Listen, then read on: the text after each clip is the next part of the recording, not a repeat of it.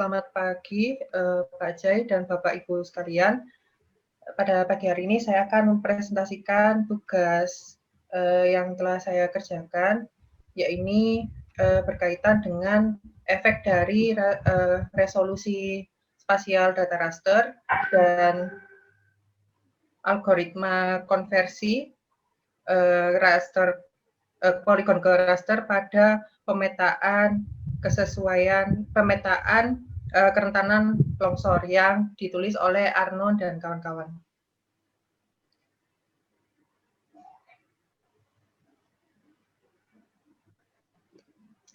Nah, yang pertama adalah dari abstrak terlebih dahulu.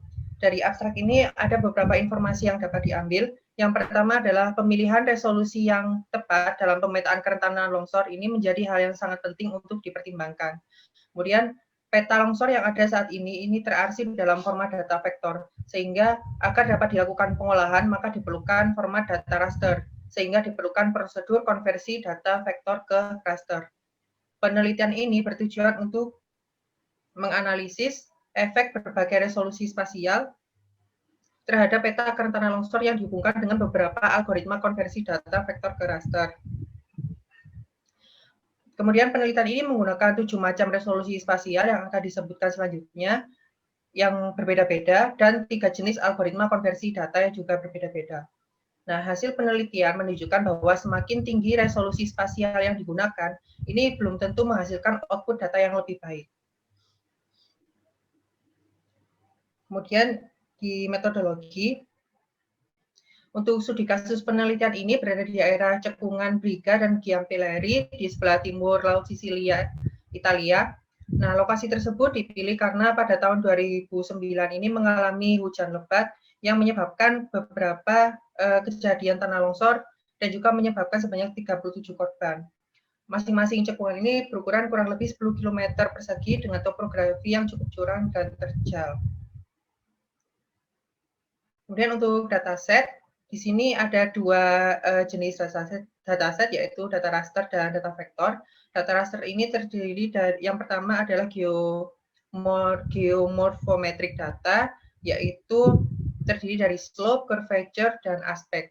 Untuk curvature ini adalah nilai kelengkungan dari slope yang menyatakan profil suatu permukaan. Nah, nilai positif menunjukkan daerah pegunungan, perbukitan, dan dataran tinggi, sementara nilai negatif menunjukkan daerah curam, lereng, dan juga jurang. Nilai 0 menunjukkan permukaan yang relatif datar. Untuk aspek merupakan turunan dari slope yang menyatakan arah dari lereng. Kemudian ada data distance from linear feature yang diolah menggunakan algoritma Euclidean distance. Nah, ini menghitung jarak antara jarak dengan jalan, kemudian jarak dengan lereng, jarak dengan patahan, dan jarak dengan sungai. Kemudian ada hydroclimatic data yang salah satunya berisi curah hujan tahunan rata-rata, dan selanjutnya adalah data vektor. Data vektor ini terdiri dari map of soils atau litologi, kemudian map of land use, penggunaan lahan, map of terrestrial soil.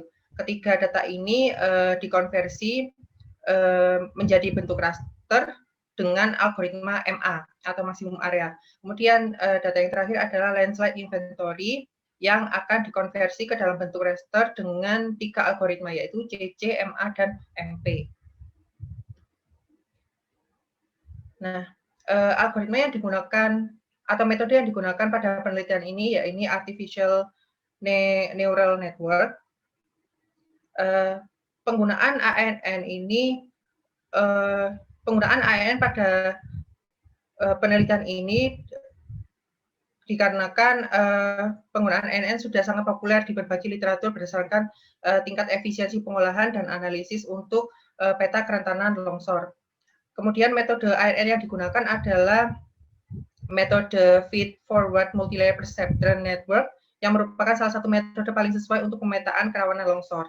Nah, akan tetapi penggunaan ANN mengharuskan data harus konsisten dalam bentuk raster, sehingga apabila terdapat data dalam bentuk fitur atau vektor, itu harus diubah dulu menjadi bentuk raster. Kemudian algoritma konversi vektor ke raster yang digunakan ada 3, antara lain cell center atau CC, kemudian maksimum area atau MA, dan maximum combined area atau MCA yang selanjutnya akan dikenal dengan maximum area with priority atau MP. Nah, algoritma CC ini bekerja apabila terdapat fitur yang bertampalan tepat di tengah grid atau sel. Di hal ini direpresentasikan dengan fitur berwarna hijau. Kemudian algoritma MA ini bekerja apabila terdapat satu fitur utuh yang besar. Apabila terdapat satu fitur utuh yang besar seperti pada gambar berikut yang direpresentasikan dengan fitur berwarna biru. Kemudian algoritma MCA bekerja apabila terdapat satu atau beberapa fitur dengan ukuran yang relatif sama, kemudian maka akan ditetapkan ke sel atau grid berdasarkan nilai prioritasnya, sehingga teknik ini selanjutnya dikenal dengan maksimum area with priority atau MP. Nah, selanjutnya parameter tanah longsor yang digunakan ada antara lain slope, distribusi terasering atau teras area, kemudian jenis tanah atau litologi dan penggunaan lahan, dan juga data-data yang telah disebutkan sebelumnya. Resolusi spasial yang digunakan antara lain 2, 5, 10, 20, 30, 40, dan 50 meter. Terdapat 7 macam resolusi spasial yang berbeda. Nah, berikut adalah pre-processing step-nya.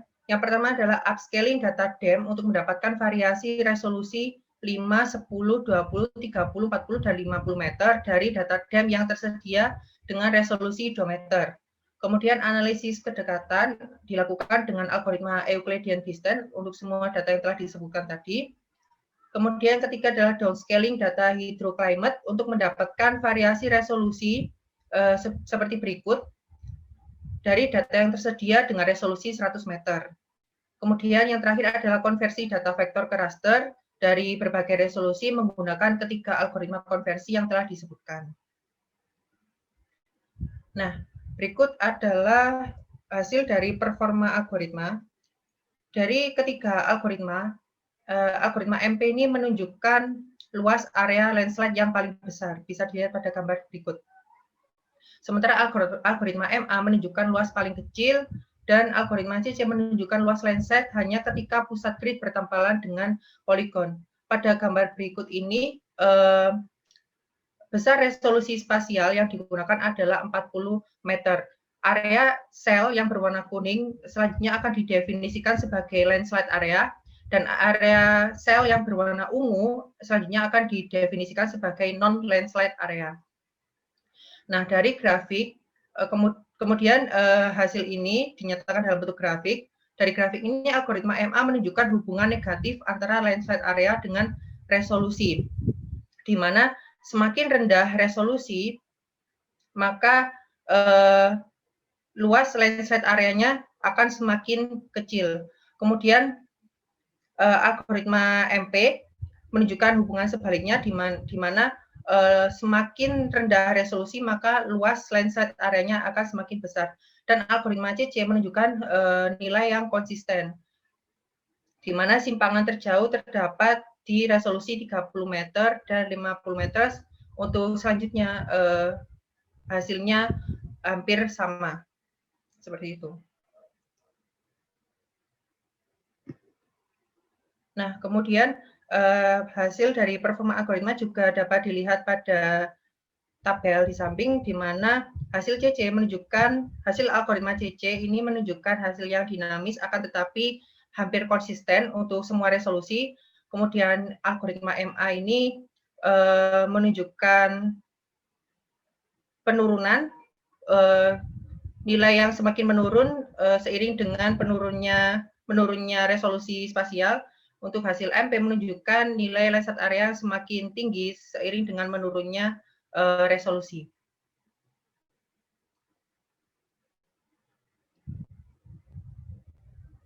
Nah, hampir sama juga dengan yang telah dijelaskan sebelumnya untuk algoritma CC, MA, dan juga algoritma MP. Di mana untuk algoritma CC ini hasilnya untuk semua resolusi ini konsisten, cenderung konsisten. Kemudian untuk algoritma MA terdapat penurunan nilai landslide area seiring dengan semakin menurunnya resolusi spasial, dan algoritma MP menunjukkan nilai kenaikan landset area seiring dengan menurunnya resolusi spasial. Kemudian performa dari ketiga algoritma ini diuji dengan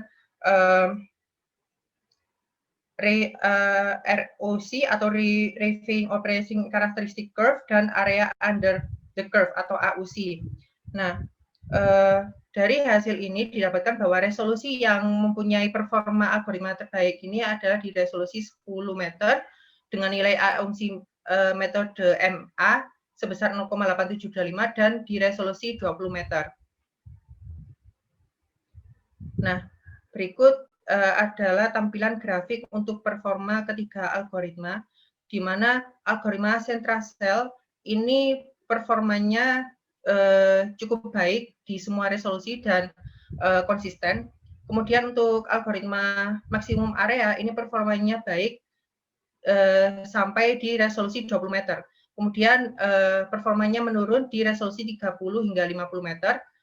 Dan untuk algoritma maksimum area with priority, ini untuk resolusi tinggi 2 dan 5 meter, ini terdapat simpangan yang cukup jauh, akan tetapi di resolusi 10 hingga 20 meter performanya cukup baik, dan kemudian di resolusi 20 hingga 30 meter, kemudian di resolusi 40 dan 50 meter mengalami penurunan.